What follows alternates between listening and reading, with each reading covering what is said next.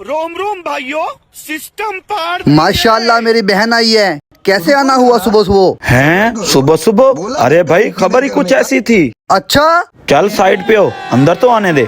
आओ मेरी प्यारी बहन, बैठो यहाँ पे।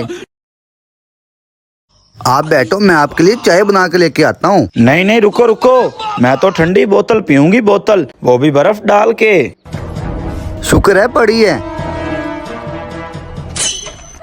इन बुढ़े हाथों में जान नहीं रही। अदनान को कहता हूँ कि बर्फ निकाल दे। तेरी पुप्पो को बोतल देनी है बर्फ डाल के। नान उठ जा, तेरी पुप्पो आई है, उसको बोतल देनी है, वही बर्फ डाल के। फ्रिज से निकाल दे बर्फ मुझे। अरे अब्बा क्या है, कौन इतनी सर्दी में बोतल में बर्फ डाल के पीता है? अरे उठ जा यार, जल्दी कर, अभी तेरी पुप्पो शोर डाल के पूरा घर सर पे उठा देगी। बिस्मिल, कहाँ मर गया? बोतल बनाने तो नहीं लग गया? जी आपी, अभी आता हूँ, 1 मिनट। अरे मैं तो खुशी की खबर लाई थी, अपनी बेटी का रिश्ता तुम्हारे अदनान के लिए।